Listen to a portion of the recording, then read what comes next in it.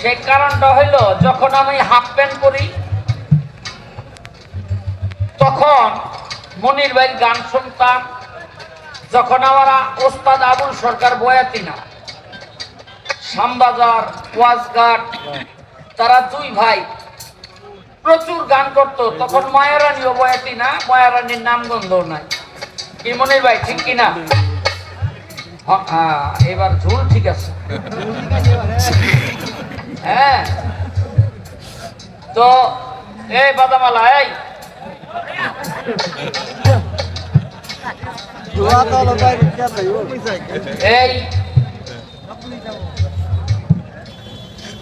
তখন থেকেই মনির ভাই গান করে। যখন আমি একেবারে হাফ প্যান্ট পরা অবস্থায় বালক, এই জন্য আমার উস্তাদের আগে থেকে গান করে, এই জন্য আমার উস্তাদের উস্তাদ। যদিও মনির ভাই বললো যে আবুল সরকার আমার বন্ধু মানুষ ছিল, তারা একসাথে গান করত এবং সম্পর্ক খুবই কাছের ছিল এবং একটা জুটি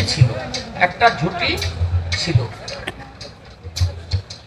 তখন থেকেই তারে চিনি।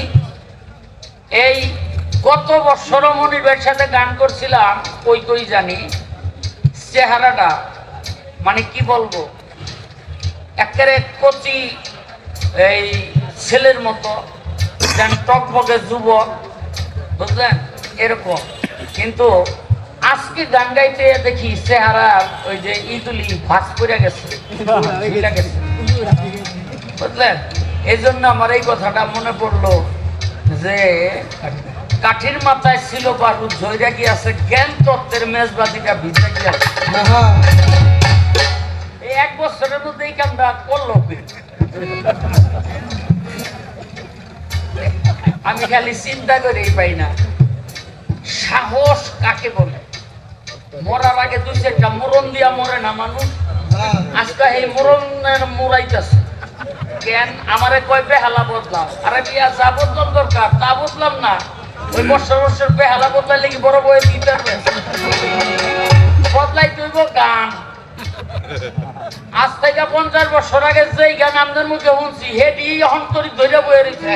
এই 50 বছরে একটা গান বদলাইতে পারলেন না আপনি, আমারে কই কোন বেহালা বদলাইতে। কি কথা ঠিক না বেঠি? আপনারা আগামীতে পায়না করবেন ওই সমস্ত বয়াতি, যে সমস্ত বয়াতিরা নিত্য নতুন গান গায়। হ্যাঁ, বয়াতির আপগ্রেড হয় নাই, গানের আপগ্রেড হয় নাই, খালি বেহালার আপগ্রেড হয়। আর আপগ্রেড হওয়ার কারণটা কি এটা তো আমি জানি। একটা বেহালা কিনে 5-6 হাজার দিয়া কয়দিন পর পোলা বানা হে আইয়া কয়, বাবা আপনি যে বেহালাটা মানে বেহালাটা ভালো বাজায়, আপনি যে হাতের একটা বেহালা দেন, কয় এটা তো 1.5 লাখ দিয়া বিদেশটা আনাইছি রে। এইটা ওই ছেড়াটারে ফাঁসায় 1.5 লাখ লইয়া। তাই বেহালা বদলাইবেন নাকি দিয়ে দিবেন? লাখ লাখ টাকা বেহালার উচিলে কামাইতেছে। মনে রাখবেন, মোবাইল সিম নাম্বার যে ঘন ঘন বদলায়, ওর ভিতরে ঝামেলা আছে, বুঝলেন নি? আমার জীবনের শুরু থেকে যেই নাম্বার আজ পর্যন্ত এই নাম্বার, জীবনের শুরু থেকে যেই বউ আজ পর্যন্ত ওই বউ, বউ বদলাই নাই, মোবাইলের নাম্বারও বদলাই নাই। তাই বউ বদলায়, বেহালাও বদলায়, এই দুটা দিয়েই লাভ করে। যেটা বদলানোর কথা সেইটা বদলায় না, গান বদলাম, গান। আমার কথা হই না আসতে কিন্তু কোনো ভিটামিন নাই, আসছে নি বদলাই।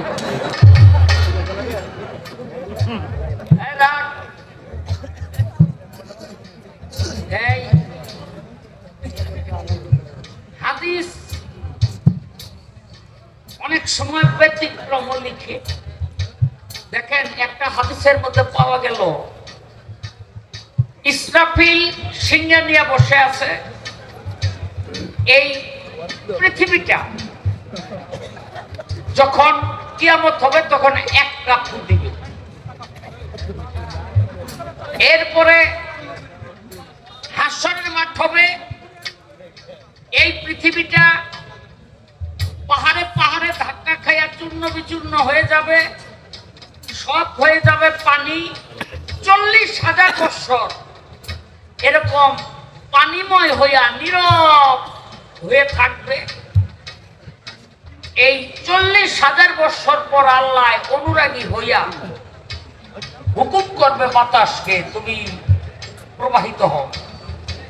বাতাস যখন ওই পানির উপর দিয়া দৌড়াইতে থাকবে, তখন বাতাসের আঘাতে পানিতে ঢেউ খেলবে। ঢেউয়ে ঢেউয়ে বাড়ি খাইলে দেখবেন ফেনা হয়, ফেনা। ওই ফেনা ধীরে ধীরে ধীরে ধীরে চমট পাতবে। চমট পাতলে সেখান থেকে হবে মাটির আকার। এই যে মাটির আকার হবে, সেই মাটির মধ্যে থাকবে আপনার আমার সমস্ত মানুষের রুহানি। আল্লাহ পাক যখন ইসরাফিলকে বলবে তুমি সিংহের মধ্যে ফুঁক দাও, দ্বিতীয় ফুঁক তখন হইল, দ্বিতীয় ফুঁক দেওয়ার সঙ্গে সঙ্গে মানুষ ওই মাটির থেকে গেজাইয়া উঠতে শুরু করবে। সমস্ত মানুষ উঠানো শেষ হয়ে যাবে। তখন আল্লাহ পাক বলবে ইসরাফিল তুমি আরেকটা ফুঁক দাও, আরেকটা ফুঁক দিবে। ওই ফুঁকটা যখন দিবে তখন দেখা যাবে যে আল্লাহ পাক হাসরের বিচার কার্য শুরু করে দিয়েছে। হ্যাঁ, সমস্ত মানুষের দেহের মধ্যে যখন আত্মা চলে যাবে, তখন আল্লাহ পাক সেই বিচার কার্য শুরু করে দিবে। তাহলে বুখারী শরীফ এরকম বলে, আবার কেউ কেউ বলে, কোন কোন হাদিস আছে সেই হাদিসের মধ্যে বলে এখনো ইসরাফিল কুয়াইতেছে। কেন কুয়ায়? প্রত্যেকদিন মানুষ মরে কিনা, এটা একটা কিয়ামত, এটারে বলে রোজ কিয়ামত, তখনও কুয়ায়। ওই ফু যার যার কানের মধ্যে গিয়ে আল্লাহর কুদরতে পৌঁছায়, হেগিলি মরে, হেগিলেই কিয়ামত হয়ে যায়। আবার কিয়ামতের আগে 3টা ফু দিবে, এটাও আছে। হাসরের ময়দানেও 3টা ফু দিবে, এটাও আছে। যেমন একটা ফু দিব এই মাটির থেকে গেজাইয়া উঠবো, আরেকটা ফু দিব মানুষের দেহের মধ্যে আত্মা চলে যাবে, আরেকটা ফু দিবে, বিচার কার্য শুরু হয়ে যাবে। মনির ভাই, আমারটা তো বলা শেষ করলাম, এবার আপনার পালা। ওই যে কোরআনের মধ্যে আছে, এক নবী বলছিল তোমরা মাছ ধইরো না। দাউদ নবী, দাউদ নবী। কেন? দাউদ নবী যখন তাওরাত একেবারে চোখ, দাউদ নবী যখন তাওরাত পাঠ করত, দাউদ নবীর সুরে নদীর মাছ কিনারায় আইসা ওই তাওরাতের পানি শুনত। আর দাউদ নবীর উম্মতেরা কি করত? চতুর্দিক দিয়া বেড়া দিয়া ব্যাগ মাছ মেরে লাইতো। লাগবে হইল 1 মণ, আর মাছ ধরতে হইল 1000 মণ। মাছে কয় দাউদ নবীরে, নবী আপনার তাওরাত শুনতে এত আমরা বিপদে পড়ে যাই। বলে কি বিপদ? এরকম ধরে লয়ে যায়। তখন আল্লাহ পাক হুকুম করলেন ওদেরকে বলো শুধুমাত্র শনিবার দিন যেন মাছ ধরে। শনিবার দিন মাছ ধরবো। তো এরা ওই দাউদ নবীর উম্মতেরা কি করলো? বুদ্ধি কইরা এই 7 দিন 6 দিন ভইরা এগুলি আটকাইতো, ধরতো শনিবার দিন। মাছেরা কয় নবী আমগো তো এই কাম করে। তখন আল্লাহর কাছে দাউদ নবী বিচার দিল। আল্লাহ কয় ওগো আমি বানরে রূপান্তরিত করে দিব, বানর। এখন মনে করেন বানর হয়ে গেল গা। আস্তে আস্তে না খাইয়া বানরামি করতে করতে করতে করতে ওগুলি সব মারা গেল।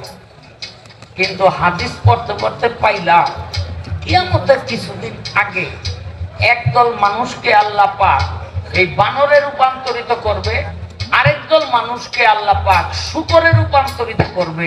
আমি জানতে চাই, একদল মানুষকে বানর, আরেকদল মানুষকে শূকর, এই দুইটা দলে রূপান্তরিত করবে, এই দল দুইটা কারা?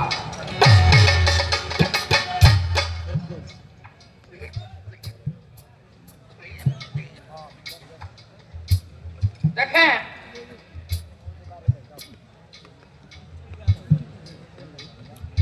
এই যে এই পৃথিবীটা আল্লাহ ধ্বংস করে আপনারা মনে করছেন মরার পর আমরা মনে হয় বিচার ইনসাফ হইলে আসমানে যাবো, ওখানে গিয়ে আমরা বিচার করবো।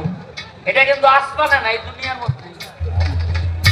এই দুনিয়ার মধ্যে বিচার ইনসাফ যেখানে যা আছে, হাদিসে বলে এই পৃথিবীটা 40টা পৃথিবীর সমান করে দিবে, মানে 40টা পৃথিবীর মতো বড় হয়ে যাবে। তাতে অনেকে মনে করতেছেন আমরা আসমানে যাবো বা ব্যস্ত থাকুক। হ্যাঁ, আসলে তা না। এই ব্যস্ত বন্ধু যখন এই দুনিয়ার মধ্যেই, এটা কোরআন হাদিস সব তার ব্যাখ্যা করে। এখন মনির ভাই, আমার আরেকটা প্রশ্ন আপনি জবাব করবেন।